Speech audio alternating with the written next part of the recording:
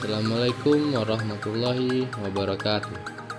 Pada pertemuan kali ini kita akan membahas tentang implementasi pembelajaran bahasa multimodal di sekolah dasar.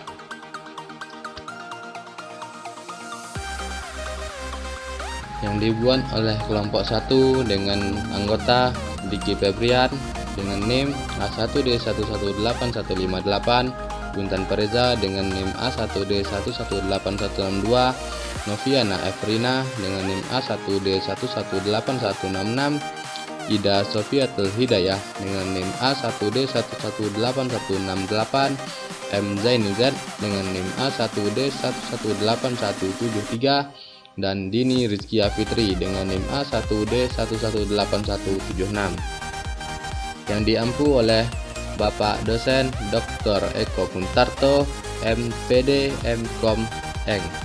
Program Studi Pendidikan Guru Sekolah Dasar Fakultas Keguruan dan Ilmu Pendidikan Universitas Jambi 2020. Pertama, definisi multimodality. Multimodality adalah istilah yang digunakan untuk merujuk pada cara orang berkomunikasi menggunakan modes yang berbeda pada saat yang bersamaan. Hal ini telah dikemukakan oleh Kress dan Van Leeuwen pada tahun 1996, yang dapat didefinisikan sebagai penggunaan beberapa semiotik modes dalam desain produk atau peristiwa semiotik secara bersamaan. Dan dengan cara tertentu, mode-mode ini digabungkan untuk memperkuat, melengkapi, atau berada dalam susunan tertentu. Hal ini juga dikemukakan oleh Kress dan Van Leeuwen pada tahun 2021. Pentingnya penggunaan pendekatan multimodal dalam pembelajaran. Salah satu kunci bagi pendekatan multimodal adalah dengan memvisualisasikan teks. Visualisasi saat membaca adalah strategi yang sangat efektif untuk meningkatkan pemahaman teks. Mengingat peran menjanjikan visualisasi dalam meningkatkan pemahaman bacaan, sangat disayangkan bila tidak menggunakannya sebagai strategi dalam praktik pembelajaran membaca. Pendekatan multimodal dan visualisasi. Menurut Rapp dan Kurbi pada tahun 2008, dikotomi kunci dapat didefinisikan saat mengklarifikasikan visualisasi sebagai strategi untuk membangun representasi nonverbal dari teks, visualisasi internal dan eksternal. Sedangkan Sinat pada tahun 2012 menjelaskan bahwa interaksi verbal dan visual terdiri atas sumber daya teks termasuk aspek ujaran seperti intonasi dan karakter vokal lainnya, serta aksi semiotik seperti gestur, face, hand and body, dan proxemic. Selanjutnya ada implementasi pendekatan multimodal. Dari beberapa artikel mengenai penggunaan pendekatan multimodal dalam pembelajaran bahasa, terdapat beberapa aspek penting yang ditemukan. Pertama, keaktifan dan motivasi siswa. Yang kedua, pembelajaran yang teratur. Dan yang ketiga, gaya mengajar. Model pembelajaran multiliterasi. Menurut Abidin pada tahun 2015 halaman 3, multiliterasi adalah keterampilan menggunakan beragam cara untuk menyatakan dan memahami ide-ide dan informasi dengan menggunakan bentuk-bentuk teks konvensional maupun teks inovatif, simbol, dan multimedia. Tujuan model multiliterasi. Menurut Abidin 2015 halaman 236, model pembelajaran multiliterasi memiliki 3 tujuan. Tujuan pertama, kepemilikan atas dan peningkatan keterampilan belajar abad ke-21. Yang kedua, pemahaman yang mendalam terhadap berbagai konsep, proses dan sikap ilmiah disiplin ilmu yang sedang dipelajari. Yang ketiga, peningkatan dan pengembangan keterampilan multiliterasi dan karakter siswa. Karakteristik model multiliterasi.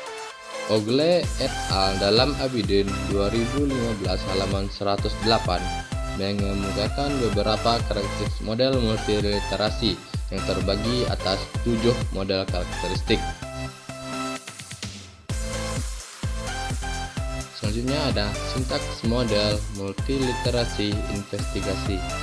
Abidin pada tahun 2015 halaman 238 merumuskan sintaks model multiliterasi investigasi yang terdiri dari 8 tahapan. Langkah-langkah pelaksanaan model multiliterasi investigasi. Sofyan 2016 halaman 30. Langkah-langkah yang harus dilakukan guru untuk mengaplikasikan model multiliterasi investigasi dalam proses pembelajaran yang melibatkan dirinya adalah sebagai berikut. Pertama, siswa menentukan fokus pengamatan berdasarkan tema yang telah ditentukan. Kedua, siswa menentukan maksud dan tujuan pengamatan. 3. Siswa membuat kerangka laporan. 4. Mengumpulkan dan mencatat data. 5. Analisis dan sintesis. 6. Membuat kesimpulan. 7. Merevisi dan mengedit draft laporan pengamatan. 8. Menyiapkan laporan akhir. Dan 9. Mempresentasikan laporan akhir. Selanjutnya ada rasa ingin tahu. Apa itu rasa ingin tahu? Nasution dalam Hadi dan Permata 2003 halaman 3 berpendapat rasa ingin tahu adalah suatu dorongan atau hasrat yang lebih untuk mengerti suatu hal yang sebelumnya kurang atau tidak diketahui. Faktor-faktor yang mempengaruhi sikap rasa ingin tahu. Pertama, faktor lingkungan. Yang kedua, ada faktor lingkungan sekolah. Dan yang ketiga, ada faktor lingkungan masyarakat. Upaya guru untuk menumbuhkan sikap rasa ingin tahu. Pertama, mengembangkan proses belajar mengajar yang demokratis, yang memungkinkan anak merasa dihargai. Yang kedua, mendorong anak untuk berpartisipasi aktif dalam mengambil keputusan dan dalam berbagai kegiatan di sekolah. Yang ketiga, memberikan kebebasan kepada anak untuk mengeksplorasi lingkungan, mendorong rasa ingin tahu mereka. 4. Penerimaan positif tanpa syarat kelebihan dan kekurangan anak, tidak membeda-bedakan anak yang satu dengan yang lain. 5. Menjalin hubungan yang harmonis dan akrab dengan anak. Indikator rasa ingin tahu. Rasa ingin tahu merupakan salah satu ciri-ciri yang menjadi penentu dalam prestasi belajar maupun prestasi kreatif seorang siswa. Munanar dalam 5 Yasari 2015 halaman 19 mengemukakan indikator siswa memiliki rasa ingin tahu adalah: pertama, siswa mampu merespon secara positif terhadap unsur yang baru di lingkungan mereka dengan cara mendekati, memeriksa, dan memperhatikannya. Yang kedua, mengamati lingkungan untuk mencari pengalaman baru. Dan yang ketiga, penuh perhatian terhadap rangsangan yang ada. Selanjutnya ada hasil belajar. Pengertian hasil belajar menurut Ahmad Susanto 2013 halaman 5. Hasil belajar siswa adalah kemampuan yang diperoleh anak setelah melalui kegiatan belajar. Yang kedua ada Nawawi dalam Ahmad Susanto 2013 halaman 5. Menyatakan hasil belajar dapat diartikan sebagai tingkat keberhasilan siswa dalam mempelajari materi pelajaran di sekolah yang dinyatakan dalam skor yang diperoleh dari hasil tes mengenai sejumlah materi pelajaran tertentu. Tujuan penilaian hasil belajar menurut Permendikbud nomor 53 tahun 2015 pasal 3 tentang penilaian hasil belajar. Pertama, penilaian hasil belajar oleh pendidik berfungsi untuk memantau kemajuan belajar, memantau hasil belajar, dan mendeteksi kebutuhan perbaikan hasil belajar peserta didik secara berkesinambungan. Yang kedua, penilaian hasil belajar oleh pendidik sebagaimana dimaksud pada ayat 1 dilaksanakan untuk memenuhi fungsi formatif dan sumatif dalam penilaian.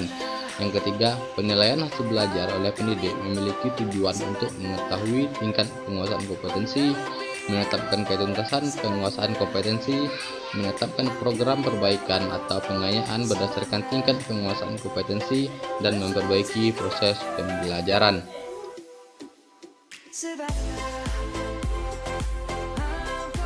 Macam-macam penilaian hasil belajar. Pertama ada aspek afektif atau aspek sikap, yang kedua ada aspek kognitif atau pemahaman konsep, yang ketiga ada aspek psikomotorik yakni keterampilan proses.